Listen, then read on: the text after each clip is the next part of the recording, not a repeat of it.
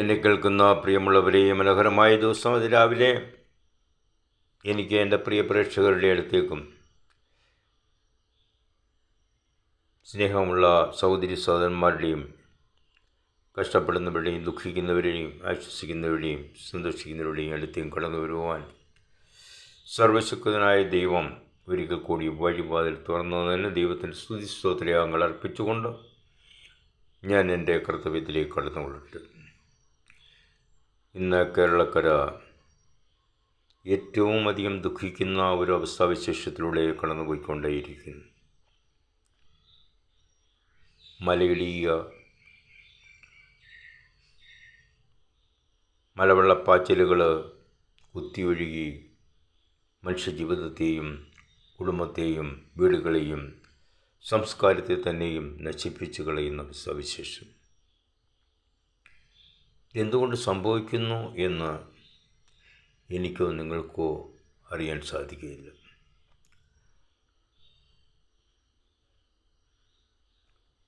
എന്നാൽ ഒരു കാര്യം നാം ചിന്തിക്കണം, അതിൽ നിന്ന് രക്ഷപ്പെട്ടവരുണ്ട് എന്നുള്ളതും നാം മനസ്സിലാക്കണം. ഒരു വശത്ത് അനേകം ആളുകൾ തങ്ങളുടെ ജീവിതം നഷ്ടപ്പെട്ട സർവസ്വവും തൻ്റെ സ്വത്തുക്കളും നിക്ഷേപവും മുഴുവൻ നഷ്ടപ്പെട്ട ജനം, തങ്ങളുടെ ജീവനെ തിരിച്ചു കിട്ടിയ കുറച്ചാളുകൾ അല്ലെങ്കിൽ ഒരു പറ്റം ആളുകൾ, നമ്മുടെ ജീവിതത്തിലും ഇതുപോലെ സംഭവിക്കത്തില്ലേ എന്ന് ഞാൻ ഈ സമയത്ത് നിങ്ങൾ ഓർപ്പിക്കുകയാണ്. നമ്മൾ എത്ര സുഖത്തോടും സന്തോഷത്തോടും സമാധാനമായും ക്രൂരമായും എന്നെ ഉപദ്രവിച്ചുകൊണ്ട് ചെയ്യരുതാത്ത ഭക്ഷണത്വങ്ങൾ ചെയ്തുകൊണ്ട് ജീവിച്ചാലും ചെയ്തില്ലെങ്കിലും നല്ലവരായി ജീവിച്ചാലും ഈ പ്രക്രിയയിൽ നിന്ന് രക്ഷപ്പെടുവാൻ ആരെ കൊണ്ട് സാധിക്കുകയില്ല. അവിടെ രക്ഷപ്പെടുന്ന ഒരു കൂട്ടം ആളുകളുണ്ട്. അതെന്തുകൊണ്ടാണെന്ന് എനിക്കറിഞ്ഞുകൂടാ. നശിച്ചു പോയ ഒരു ആളുകളുണ്ട്, അല്ലെ മരണത്തിന് അധീനപ്പെട്ട സർവ്വവും നശിച്ചവരുണ്ട്. അതെന്തുകൊണ്ട് അങ്ങനെ സംഭവിച്ചു എന്ന് എനിക്കറിഞ്ഞുകൂടാ. എന്നാൽ നാം മനസ്സിലാക്കണം, അഖിലാണ്ടത്തെ നിർമ്മിച്ച ദൈവം, സർവശക്തനായ ദൈവം, ഈ ഭൂമിയുടെ നാഥനായ ദൈവം, അല്ലെങ്കിൽ സകലത്തെയും സൃഷ്ടിച്ചവനായ ഉന്നതനായ ദൈവം, ഇതിനു മുമ്പിൽ നമ്മൾ കളങ്കമില്ലാത്തവരായി നല്ലവരായി ജീവിച്ചാൽ, സഹോദരവർഗത്തെ സ്നേഹിച്ചുകൊണ്ട് ജീവിച്ചാൽ, ദൈവത്തിൻ്റെ സൃഷ്ടിയെ നാം ദുഷിക്കാതെ എല്ലാ മനുഷ്യരെയും എല്ലാവരെയും ഒരുപോലെ തന്നെ കണക്കാക്കി എല്ലാവർക്കും നന്മ ചെയ്തുകൊണ്ട് നാം ജീവിച്ചാൽ, നമ്മുടെ സ്വത്തുക്കൾ നമ്മൾ കുമിഞ്ഞു കൂട്ടാതെ അത് അർഹതപ്പെട്ടവർക്ക് അർഹതായ സമയങ്ങളിൽ നൽകേണ്ടത് നമ്മുടെ കടമയാണ്. നമ്മെ ഏൽപ്പിച്ചിരിക്കുന്ന ആ താലന്തുകൾ നമ്മൾ ശരിയായിട്ട് വിനിയോഗിക്കുന്നുണ്ടോ എന്നുള്ളത് നാം ചിന്തിച്ചുകൊള്ളും. എന്നെ കേൾക്കുന്ന മതപുരോഹിതന്മാരെ, മതശ്രേഷ്ഠന്മാരെ, പുരോഹിത വർഗമേ, പാസ്റ്റർമാരെ, സന്യാസി വീരന്മാരെ, ചിന്തകന്മാരെ, രാഷ്ട്രീയ നേതാക്കന്മാരെ, നിങ്ങൾ എത്രമാത്രം വാരിക്കോരി സമ്പാദ്യങ്ങൾ നേടിയാലും മറ്റുള്ളവരെ ചതിച്ച് അല്ലെങ്കിൽ മറ്റുള്ളവരുടെ അവകാശത്തെ കൈവശപ്പെടുത്തിയാലും അതിരുകൾ വെച്ച് വീടുകൾ വെച്ച് പണിതാലും സർവശക്തൻ്റെ മുമ്പിൽ അല്ലെങ്കിൽ ദൈവത്തിൻ്റെ മുമ്പിൽ, അഖിലാണ്ടത്തിൻ്റെ ഉടയവൻ്റെ മുമ്പിൽ ഇതൊന്നുമില്ല.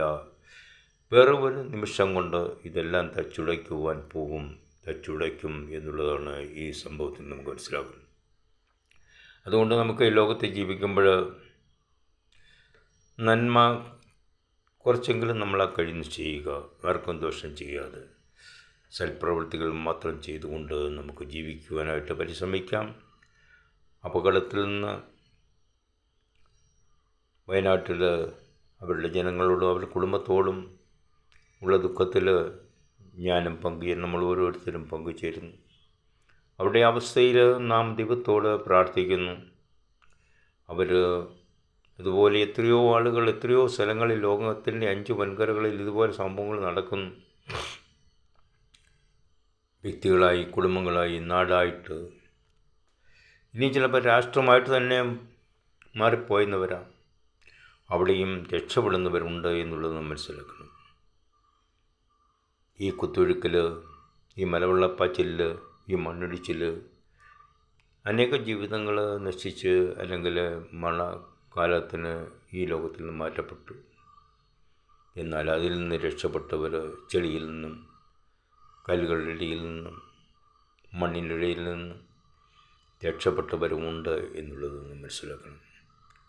അതെന്തുകൊണ്ട്, എങ്ങനെ സംഭവിച്ചു, എന്തുകൊണ്ട് സംഭവിച്ചു എന്ന് എനിക്കറിഞ്ഞുകൂടാ.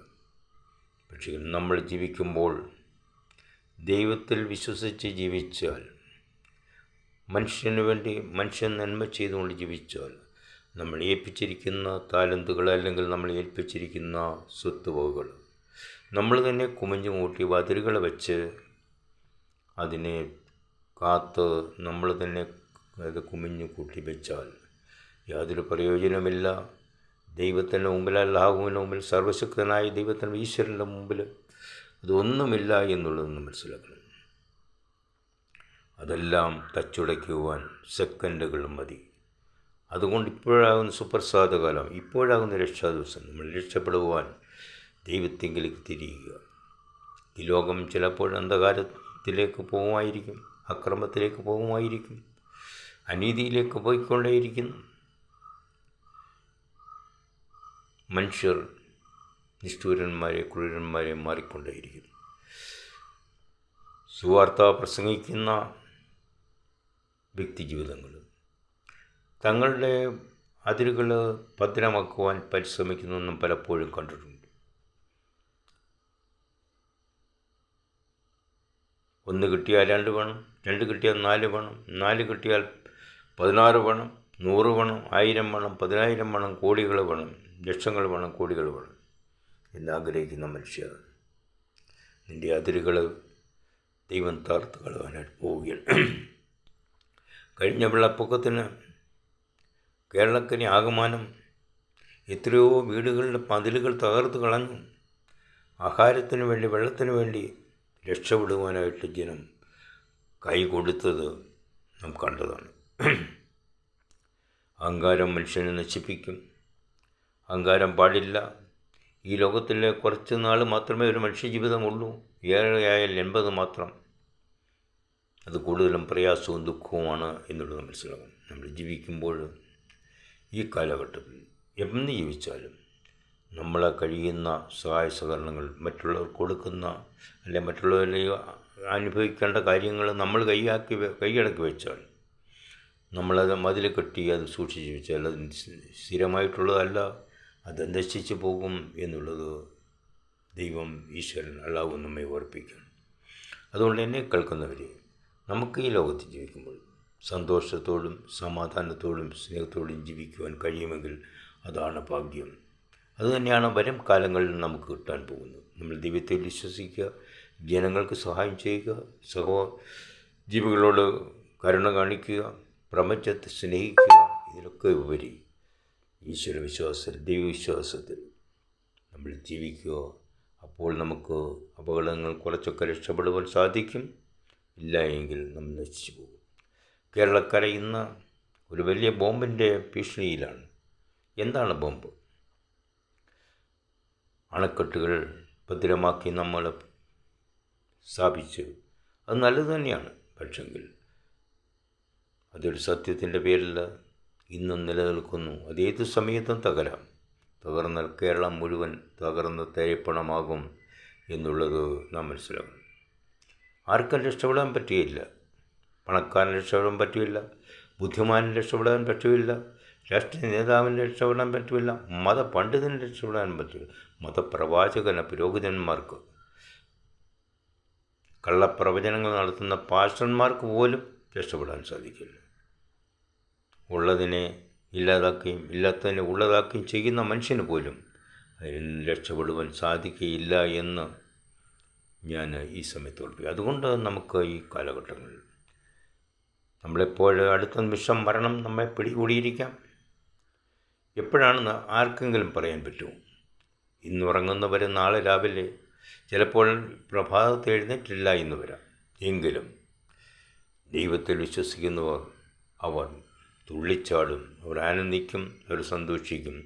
ഏത് പ്രതികൂല സാഹചര്യങ്ങളിലും അവർക്ക് രക്ഷപ്പെടുവാൻ സാധിക്കും എന്നുള്ളത് ഞാൻ ഓർപ്പിക്കും. അതുകൊണ്ട് നമ്മൾ ഈ ലോകത്ത് ജീവിക്കുമ്പോൾ അല്പം നമ്മൾ കിട്ടിയിരിക്കുന്ന മതിലുകളൊക്കെ ഒന്ന് അടിച്ചു മാറ്റി സ്വൈര്യമായിട്ട് മറ്റുള്ളവരെ കൂടെ കഷ്ടപ്പെടുന്നവരെ കഷ്ടപ്പെടുമ്പോൾ അവർ ഈ ദൈവത്തോട് അല്ല ഈശ്വരനോട് അല്ല അള്ളാഹുവിനോട് പ്രാർത്ഥിക്കുമ്പോൾ ആ ശബ്ദം സ്വർഗത്തിൽ, ഞാൻ വിശ്വസിക്കുന്ന സ്വർഗത്തിലത് എത്തിച്ചേർന്നാൽ പ്രതികാരം നിങ്ങളുടെ ഉള്ളിലേക്ക്, നിങ്ങളുടെ അടുത്തേക്ക് കടന്നു വരും. അതിൽ രക്ഷപ്പെടുവാൻ ഒരൊറ്റ മനുഷ്യനും സാധിക്കുകയില്ല. പ്രധാനമന്ത്രിക്ക് പോലും സാധിക്കുകയില്ല, മുഖ്യമന്ത്രിക്ക് സാധിക്കത്തില്ല, മന്ത്രിമാർക്ക് സാധിക്കത്തില്ല, ഭരണകർത്താക്കൾക്ക് സാധിക്കത്തില്ല, പുരോഹിത ശ്രേഷ്ഠന്മാർക്ക് സാധിക്കുകയില്ല. മനുഷ്യനെ കളിപ്പിക്കുന്ന പുരോഹിതവർഗം എല്ലാവരുമില്ല, നല്ലവരുണ്ട്. അതനുസരിച്ച് ജീവിതത്തെ സ്തുതിക്കും. ഏത് ജാതിയിലുമായിക്കോട്ടെ, ഏത് മതത്തിലുമായിക്കോട്ടെ, നന്മ ചെയ്യുന്നവരുണ്ട്, തിന്മയെ വെറുക്കുന്നവരുണ്ട്. നന്മയാൽ തിന്മയെ ജയിക്കുക എന്നുള്ള ആത്മവാക്യത്തിൽ നാം വിളിയുറച്ചുകൊണ്ട് നമുക്ക് മുന്നോട്ട് പോകാം. എൻ്റെ പേര് ബേബി മല്ലശ്ശേരി. ഈ സമയത്ത് കേരളക്കര ഒന്നടങ്കം, ലോകമൊന്നടങ്കം ദുഃഖിക്കുന്നവരോട് കൂടി ഞാനും ഈ സമയത്ത് ദുഃഖിക്കുന്നു. അവർക്ക് വേണ്ടി, അവരുടെ കുടുംബങ്ങൾക്ക് വേണ്ടി പ്രാർത്ഥിക്കുന്നു. ഇനി ഇങ്ങനെയുള്ള അവസ്ഥാവിശേഷം ഉണ്ടാകാതിരിക്കട്ടെ, അതിന് ദൈവം തുണയ്ക്കട്ടെ എന്ന് ആശംസിച്ചുകൊണ്ട് പ്രാർത്ഥിച്ചുകൊണ്ട് ഞാൻ എൻ്റെ വാക്ക് ഉപസംഹരിക്കുന്നു. ജയ് ഹിന്ദ്. എൻ്റെ പേര് ബേബി മല്ലശ്ശേരി. ഞാൻ സാമൂഹിക പ്രവർത്തകൻ. എൻ്റെ phone number 0916238290270. Thank you very much.